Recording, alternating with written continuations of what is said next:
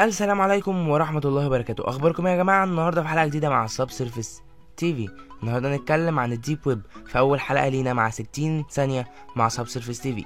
اول حاجة كده هنتكلم ايه الفرق ما بين الديب ويب والدارك ويب والسيرفيس ويب او انواع الويبز بشكل عام. اولا كده السيرفيس ويب زي حاجات زي جوجل وفيسبوك والحاجات دي، وده تمثل 1% من الويب، اما 99 الباقيين هم عن الديب ويب. طب الديب ويب دي تفرق عن ايه؟ الديب ويب دي يعني حاجة الليجل، كلها حاجات غير قانونية. تمام. الديب ويب عندها جزء حاجة اسمها الدارك ويب، وده هو كل حاجة قذرة ووحشة في التاريخ وفي العالم، وحاجات وحشة جدا زي مثلا بيع أعضاء،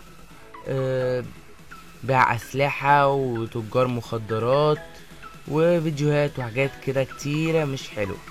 تمام. فعشان تخش الحاجات دي لازم تكون فاهم قوي في الموضوع. طيب ايه الفرق بين الديب ويب والسيرفيس ويب؟ فروقات كتيره، ومنهم مثلا ان المواقع مش هتبتدي www دوت. تمام. وغير كده ان هو انت مش هتعرف تفتحها بجوجل، يعني هو السيرش انجن مش هيعرف يجيبها، فانت بتضطر انك بتستخدم حاجات متصفحات معينه وسيرش انجن معين. متصفح زي متصفح تور، واللي هو الاكثر حمايه لغايه دلوقتي، ولكن ما اقدرش اضمن لك ان هو هيحجز كل حاجه.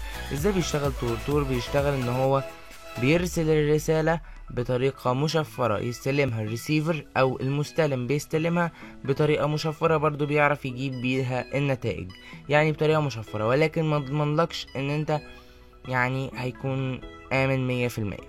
تمام. الديب ويب انتشرت بطريقة كبيرة في السنين اللي فاتوا، خصوصا ان الناس بقى بتستخدمها وتعمل فيديوهات عنها وهما بيفتوا عنها.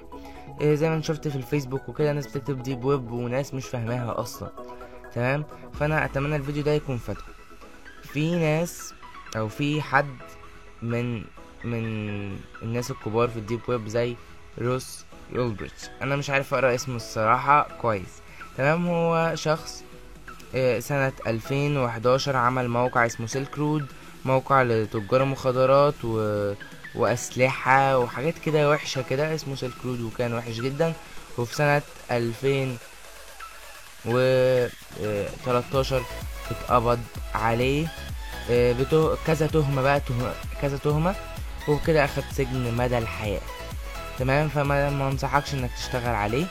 طبعا الديب ويب ليها ميزات، ولكن يعني مش كتيرة. فيها فيديوهات تعلم برمجة وكده، وفي ناس بتبيع مواقع عليها وكده، وكل الكوين بتاعها هي عملة البيتكوين اللي هنتكلم عنها في فيديو تاني من البلاي ليست دي.